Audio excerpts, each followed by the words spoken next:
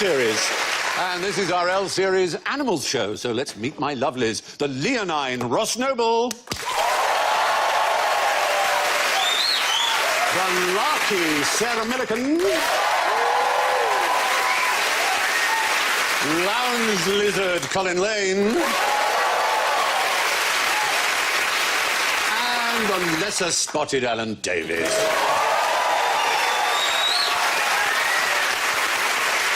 And here's what they sound like. Ross goes... lion. Sarah goes... a lark. Or possibly a ringtone. And Colin goes...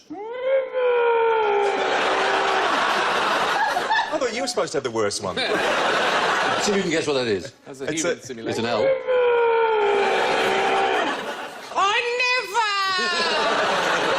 It's not a Melbourne housewife. It's a good score at Scrabble for a four-letter animal. Lynx. Yes! It's a lynx. It's a lynx. And Alan, your sound is... Stephen! Listen to me! I want points! Right. Now, I've given each of you a penny in case you're caught short. One of these. Yes, because one of our questions tonight, as in throughout this series, will be a little bit lavatorial. So, if you think that the answer to the question concerns the lavatory, you get a chance to spend your penny. It's a joker card. All right. Now, what does the loneliest whale in the world sound like?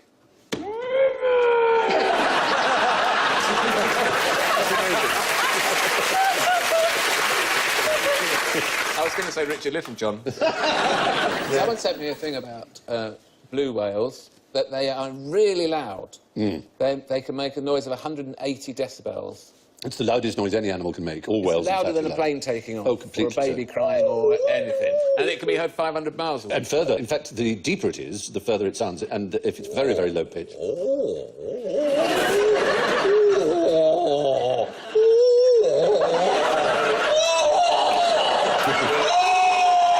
Somebody feed him. It's not even close. I don't know what that sounded like. I never want to hear it ever again. Your wife is a very lucky woman. Yeah, this particular whale is one. We don't actually know what species it is because no one's found it, but people have heard it. And it's very unusual because it's the highest-pitched whale that's ever been recorded by hydrophones, the microphones you pop down into the depths. How do they know that it's lonely? Because it's never been answered. Oh. Well, maybe it just likes spending time on its own. Well, maybe it's like singing in your kitchen in your nightie. There's a subtle difference between lonely and alone. That's very, very true. Maybe he's just reading books and spending some time... Not reading books. I don't think we can go that far.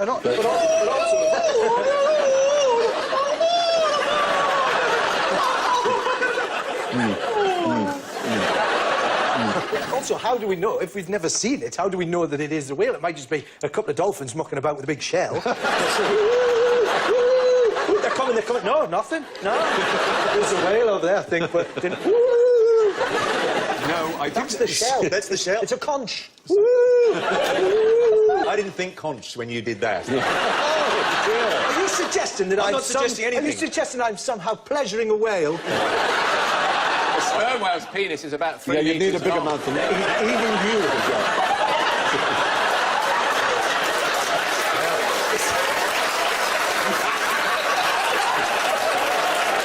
Isn't it great how we're all so keen to be involved? Hang on a second. If we're all getting involved, I'll start here. Have it all the way along the way. You hold it like that. There you go. Right there. There we go. Heave-ho! dear. Well, it's generally believed that it is a blue or a fin whale, and it's 52 hertz, which is the far higher register. We've actually got it. We can hear it. That seems very deep to us, but that's actually the highest. You know, Sounds like standing outside deeper a ones nightclub. travel much further. No, at home. What time are you closing? We're trying to sleep. Mate. Not with that shirt. At home, you might not be able to hear that because not all televisions can actually take that amount of bass. With that, you probably haven't got a woofer at home, as I have. Just on the issue of last creatures, not necessarily... I mean, some people believe that rather than being a blue whale or a fin whale, it could actually be a whale that is a result of two different species of whale mating. It was a calf, a new kind of whale, and that it doesn't have a natural mate because it's a sort of mutated voice. Well, the 52 hertz whale has a high-pitched voice and no mates. Now, Sarah, suppose you find a vampire, dear. A vampire deer? Yes. Who are you going to call? Well, I'm tempted to say Ghostbusters. Yeah. Oh, you see. Temptation. No, you don't oil out of it by saying, I'm not going to say ... Oh, I'm sorry, I'll be cruel. So is it a vampire or a vampire deer? I need to get very that clear. No. smartly spotted that I was doing a little trick. It is indeed a vampire deer. So you weren't really calling me a nice thing? No, but I... Noted. And I'm supposed to ring somebody. Can I not just run for my life? Let's suppose you found the skull of a vampire deer. How would I know that's what it was? I'm not very good at school. That's the point. See, you would be puzzled. This is what you would see. You killed one earlier. I tell you what, that must have been a horrible Tupperware party. And then I was thinking, if you'd like to buy them... Ah! It's a vampire deer! Well, people do find these in the soil of Cambridgeshire, Norfolk, Bedfordshire, that sort of area, and they are living. They're creatures that live. That one's not. That one, no. Okay, we'll just establish, if it looks in a mirror, can it see its reflection? Does it have a lovely cloak as well? I don't think... Yeah, that's how you ride them, because you get on their backs and you hold the cloak. You've got to be very careful, because if you come up behind a car, they look in the rear view mirror, they don't see you, stop very quickly, dead. You've got to be careful as well, because magicians have a similar cloak, and you don't want to ride one of them in the woods, do you? That's true. That's exactly what Debbie McGee said to me over tea. All the time. Is it a vampire deer just because it's got these funny teeth, or does it actually like blood? No, it's because it's got the funny teeth. It's like a saber tooth, but it exists now. So who would you call if you found an animal or saw an animal that looked really unusual? There is a place to call. There's a fine institution. Hang on, the finest institution. The Natural History Museum. The Natural History Museum is right. Yeah. Stephen! Well done. We have with us Stuart Hine from the Natural History Museum's very special department. Oh, Stuart. Welcome. When I was a boy and you found something unusual, you would send it to Blue Peter. But nowadays, you get sent things. Is that the point? Yep, you can send anything to us. We do about 4,500 or so identifications each year, generally for the public. Not just full of dinosaurs, but we actually have more than 300 scientists who are able to answer these inquiries for you. This presumably is a common thing for people sending because they think that it may be an ancient or unusual species. Well, once every 1 or 2 years, so because they're not that common. Where it comes from over there in China, it's becoming more endangered. We've got about 10% of the world's population living feral in the UK now. And how did they arrive here if they're not endemic? Into wildlife parks, zoos and such forth. A pair escaped back in the 30s, and they've become sort of established there now, I believe, possibly from a single pair. Wow. So it shows that sometimes incest works, doesn't it? Sorry, which area of the country? No!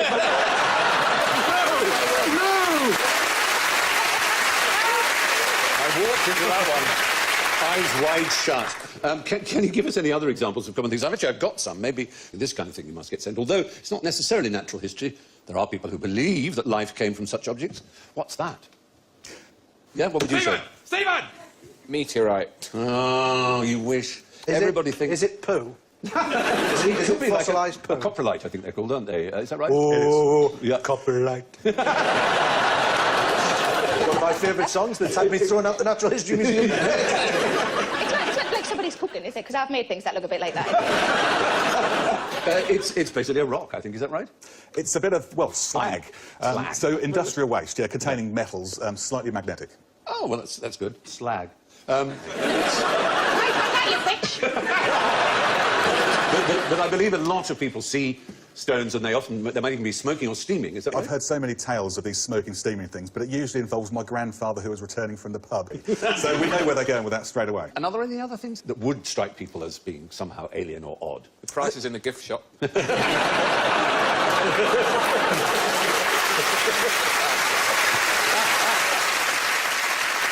There are slimes, mystery slimes and Oh, I things like come in. So star jelly and things like this. Star jelly? Star jelly is one of the names for one of these slimes. There we've got these wonderful pictures. It What would that be? Historically, that the people believe that this is associated with passing meteorites and things. And it just is frog gel, or a jelly. Oh, spawn. Spawn, indeed. Yeah. How would it get outside a pond? Well, we did some DNA analysis, which told us that it came from the frog and that magpie was implicated. Magpie vomit, perhaps. Nice. Excellent. Lovely. Charming. Well, thank you very much, Stuart Hine.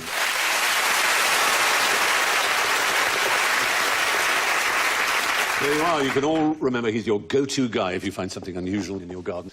Now, what's wild, horny, comes from northeast England and hasn't been touched by a man in 800 years?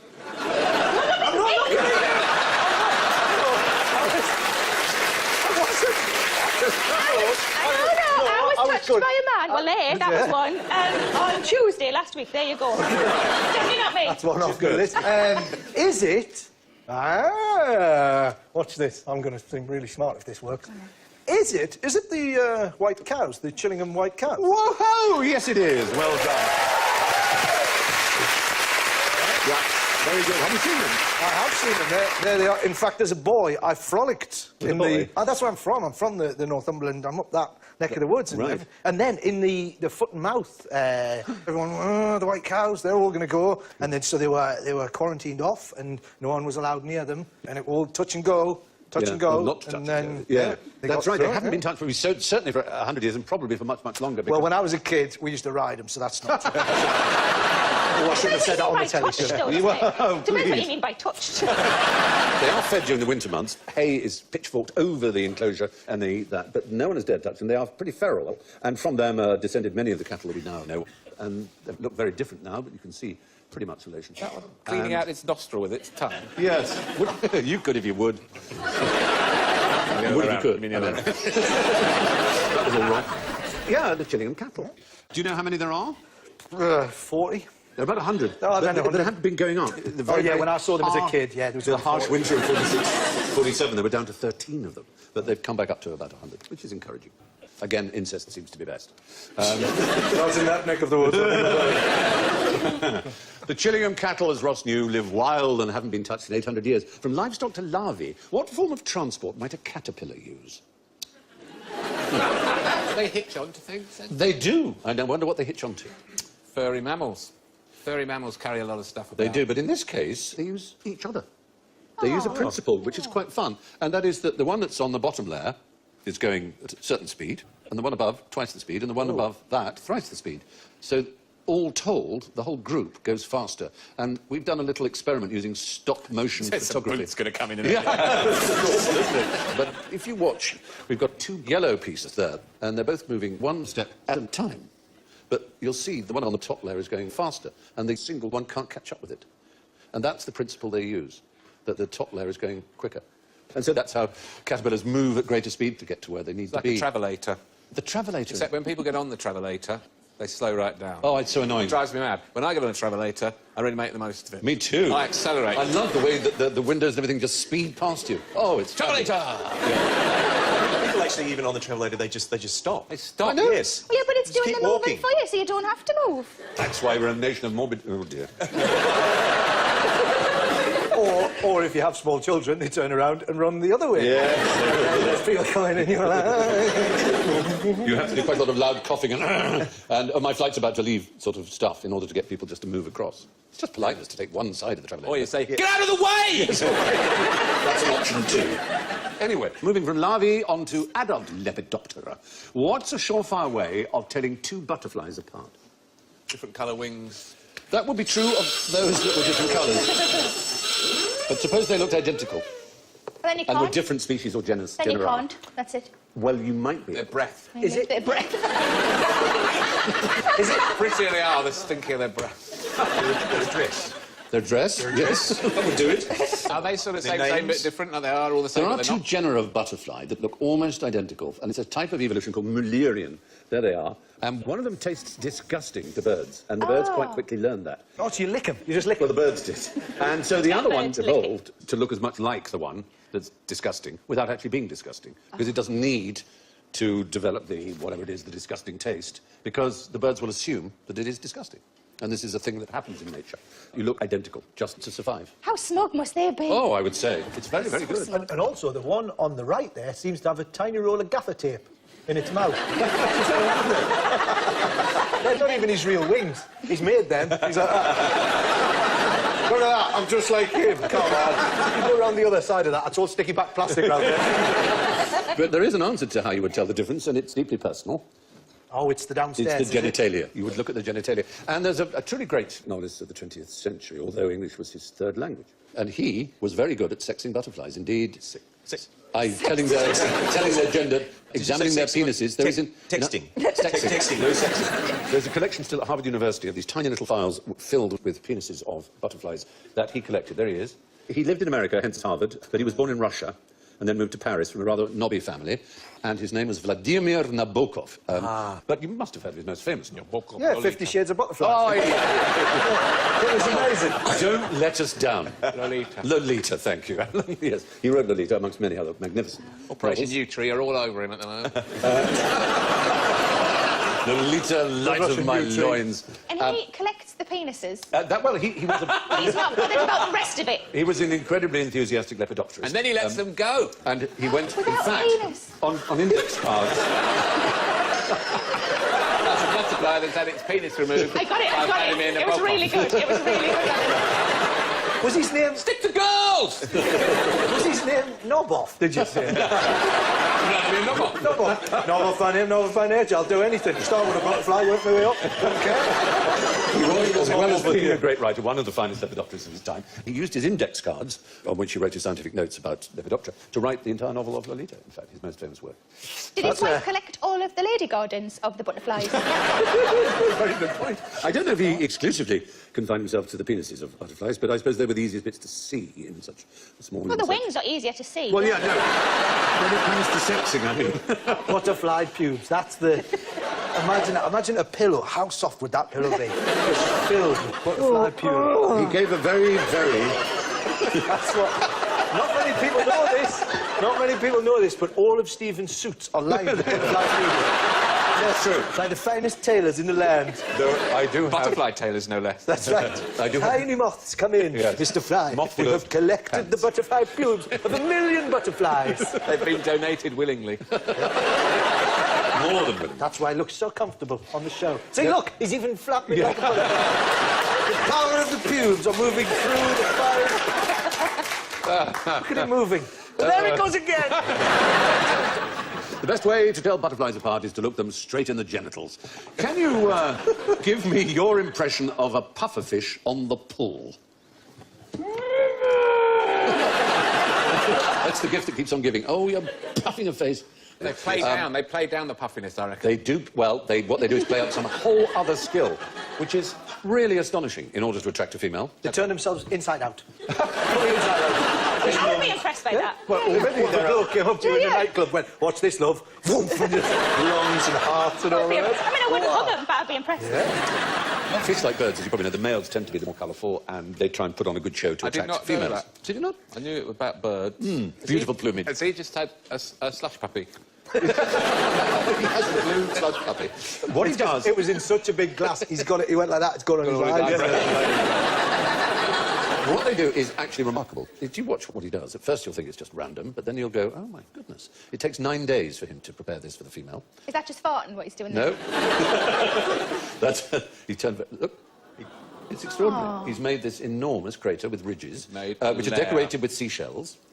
And it's... Oh, there. What do you want? A sandcastle? Yeah. I think they were impressed. 9 days' work to attract a female. How many days? 9. It's, Yeah. a lot of females say that, and they go, no, not good enough. And it has to be absolutely perfect. And then when it is perfect, the female lays her eggs right in the middle. And then he then fertilises them and looks after them for 6 days, just to protect them. That's nice, and then you can go She'd back to work off, and or stuff. go to another crater. But the most amazing thing about that is that's actually on the beach. That's not even under the water. It comes out like that. Puts little flags in every ridge as well. It's, I wouldn't say entirely unique, because we know so little about what goes on in the ocean, but it's one of the few we know which is quite so marvellous and distinctive as the pufferfish. But 9 days is a long time. I mean, if It's you, not really, Sarah... what is it? I mean, it's, you know... It's worth it. When she comes in, just goes, well, you've done that all wrong. We waited 6 months for you to get that finished and it's wrong. So again, I should have got somebody in to do it. Anyway, the male pufferfish attracts his lady with a heart exhibition.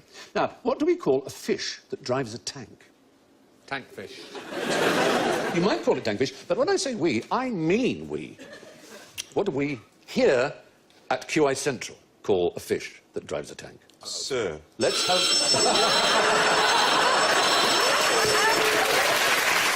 That was a shot. We read you like a book. We're going to show you a fish driving a tank. What? Yes. So if my splendid porters can come on with a little tank tray. The porters, ladies and gentlemen. Yay! There we are.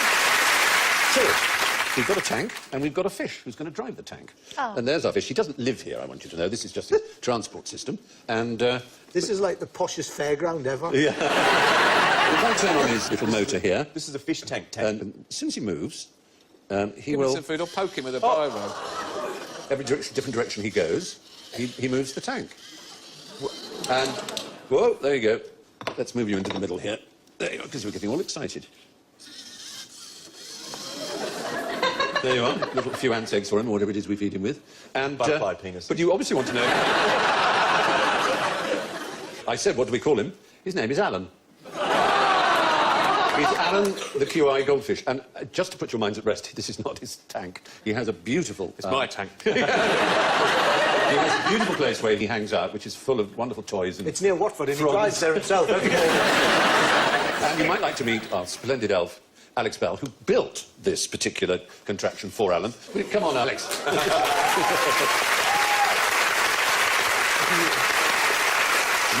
Here we have the classic elf. Educated to within an inch of his life. So how long did it take you to build this? A couple of days. It's made of Lego completely. So It's entirely Lego? Yeah, it's all Lego. Can we race it against caterpillars? And why did you make it? Someone, there's a Dutch company called Studio Dip, and they made a bigger version of this for a fish to live in, and we thought we'd have a go at making our own. Did you build it over 2 days to attract girls?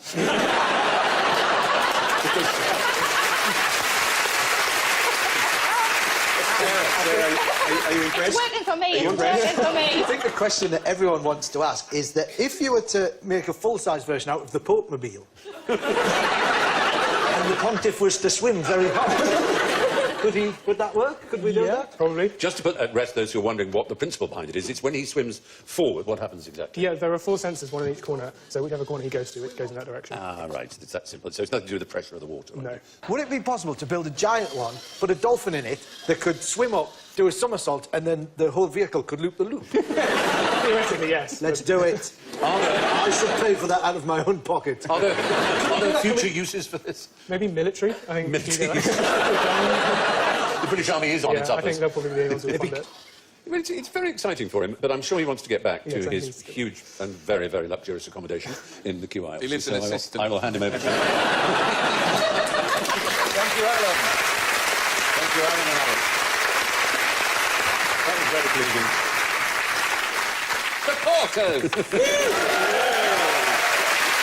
So, anyway, moving on. What has 32 brains and sucks? The front row. Is there a creature that has 32 brains? Does an octopus have lots of brains in its tentacles? Yes, and the genitalia at the end as well, if you remember. Oh, yes, I do remember. Yes. Maybe. Really? On one of them. How do you know which one? You'll soon find out. Get a few lagers into it. But it's not an octopus. It is an animal that is associated with moist conditions. And Slug. It looks rather like a slug. Here's the thing you can do to test this particular animal. And they've done it. They've filled a condom with blood and dropped it in the water where these Leech. creatures... Yes! And People they have done found... that intentionally. Filled a condom with blood. In order to demonstrate how... Others accidentally. In order to demonstrate how... Are you all right in there? Yeah! Don't flash it down the... No! That's why it's always been...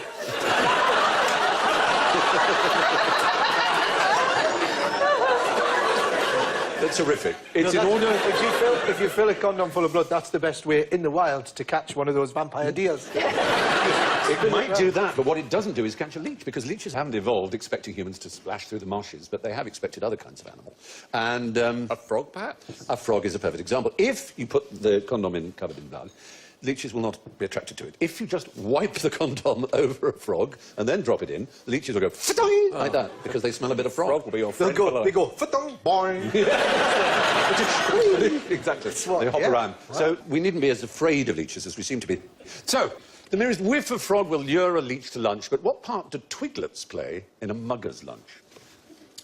No, we've been very literal with our picture. Or have we? Is that Annie Lennox?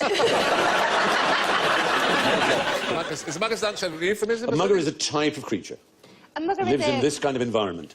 Is it a crocodile or an It alligator? is a crocodile, yes. Right. A mugger crocodile. So, but it goes to parties. No, it's not a twiglet, it is a twiglet in the most literal sense of a twiglet. A little twig? twiglet. A stick. A little stick. It hides behind the... It doesn't hide behind it. It's a very small It uses it alligator. as a It tool. uses it as a tool in order to entrap. Like Catches chopsticks. hula hoops with It it. catches wading birds who think, well, I'm building my nest. Oh, look, there's a log with some twigs on No it. way! How stupid are birds? Tiny brains, haven't they? Tiny little brains, useless. Tiny. They deserve to be eaten. On the one hand, you think, oh, I'd love to be able to fly like a bird, but you'd be an idiot. That's why they're always flying into windows and lorries and stuff. Crows are very intelligent. Crows, ravens. Look, crows? Yeah. Oh, what? Right, here's a crow swooping around. Oh, yeah, that looks like a nice field. Oh, better not go in there. Oh, no, he's a scary. He's clearly a trained assassin. Be sensible. At least set your scarecrow up like this. Just doing that. Just doing that. Like that. Take it down. Yeah, so that is one example of... it's the only example we know of a reptile using tools. And it's only a recent discovery. How does it get them on its head with its little hands? It cleverly manoeuvres. It doesn't use its So it little So it hands. puts them in the It water and then it takes does 9 that. days. Yeah. Anything that takes 9 Yes, to days. lie under a tree till a twig lands on his head.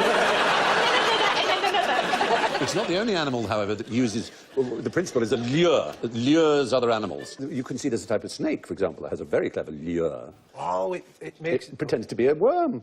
But look what happens. It's scary. It's a furry thing. Whoa! It's so quick. And it's eaten itself a nice little furry meal because the furry thing thought, oh, there's a nice worm. And you can see, if it pulls back, you can see what it's just eaten. Oh, dear. Oh, wow. Some of the snakes, similar thing, very clever. They'll pretend to be a draft excluder.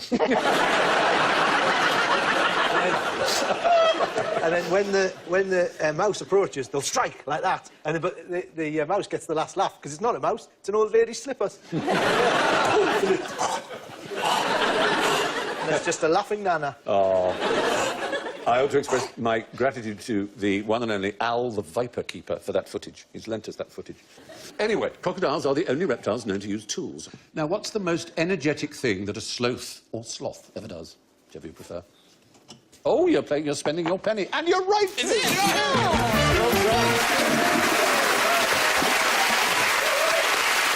Going to the lavatory. Going to the lavatory.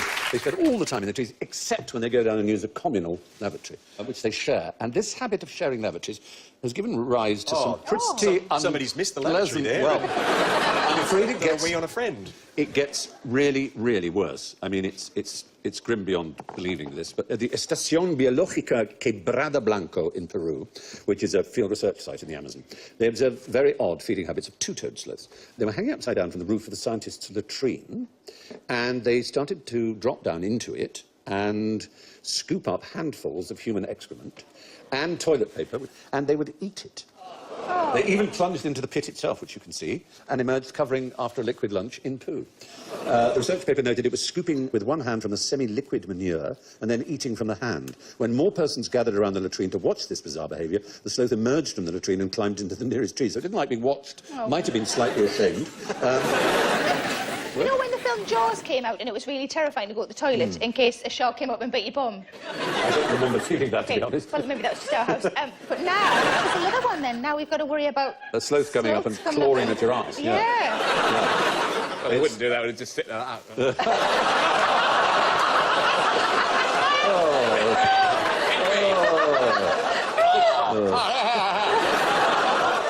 As Super Nanny would say, that was unacceptable. I mean...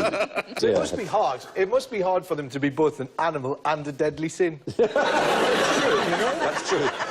Every morning they just go, oh. Is it the sort? I might be wrong here, you'll know. When they die, they stay in the trees, don't they? How Totally. long for, though? Just forever. Forever. No, honestly, you'll just they'll be like Rot away. a skeleton, like it's just a... They'll be eaten, perhaps, by... other Yeah, but things. they're not the bones, just the outside. That's a hell of a way to find your nana, isn't it? That's how we found mine. Found the local park. Oh, no. Oh, God. She's only gone on the climbing frame. The Not only- really! Why did people go, oh, as if my nan, genuinely? Oh, that's terrible. We don't know much about what goes on in the northeast, but we hear things. Mainly from you. So, the only reason, as Alan knew, that sloths ever move out of a tree is to spend a penny. But now it's time to wallow for a while in the filthy pile of ordure that we call general ignorance, so fingers on buzzers, please. How can you tell your Labradoodle is pleased to see you? Aren't they wonderful dogs? Yes. It's got an erection.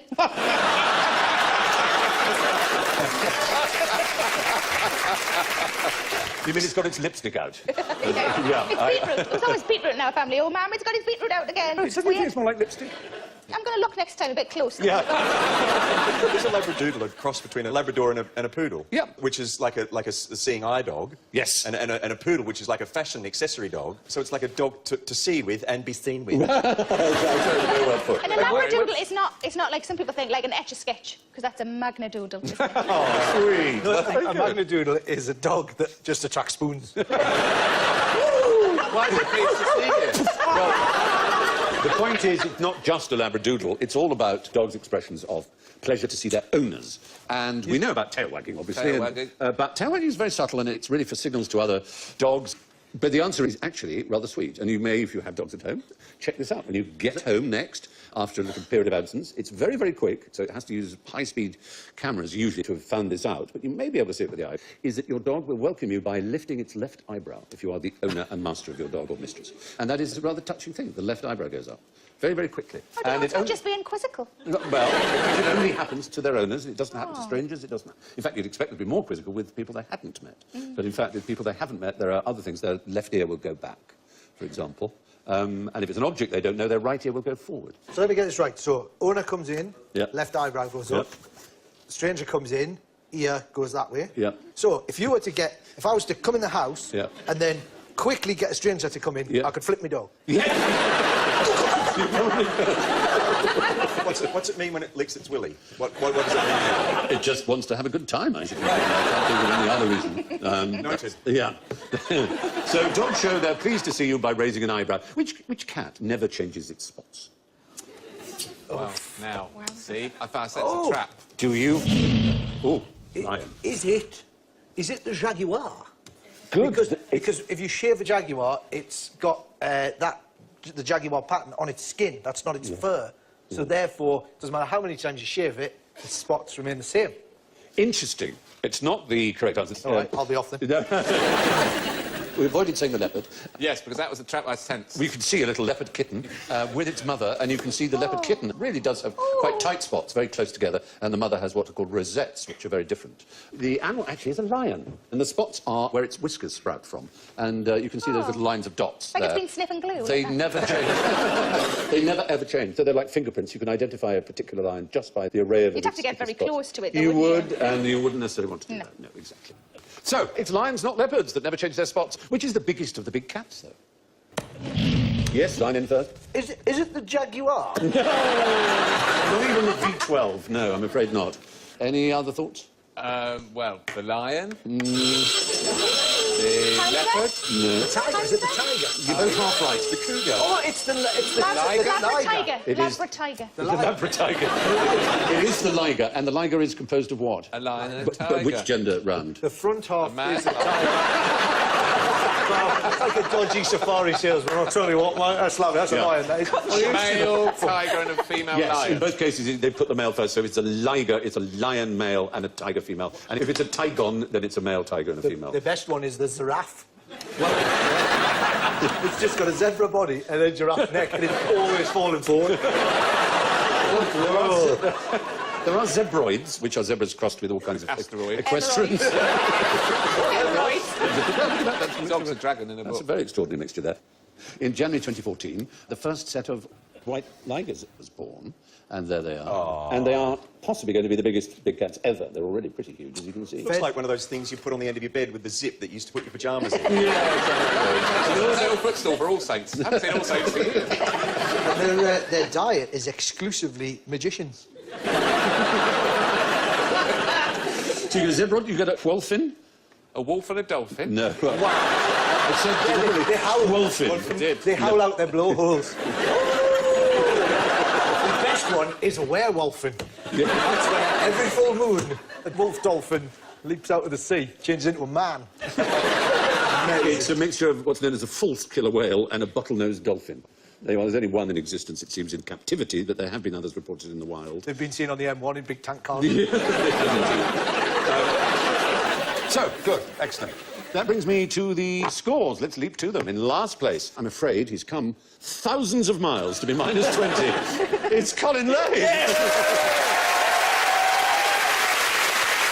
In third place, twice as good a score, but still minus 10, Sarah Millican.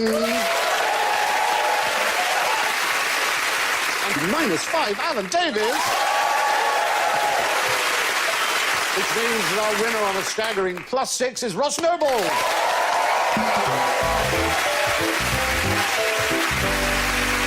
So it's good night from Sarah, Ross, Colin, Alan and me, and I leave you with the last words of Noel Coward, of all people, and how sad they are. Good night, my darlings. I'll see you tomorrow.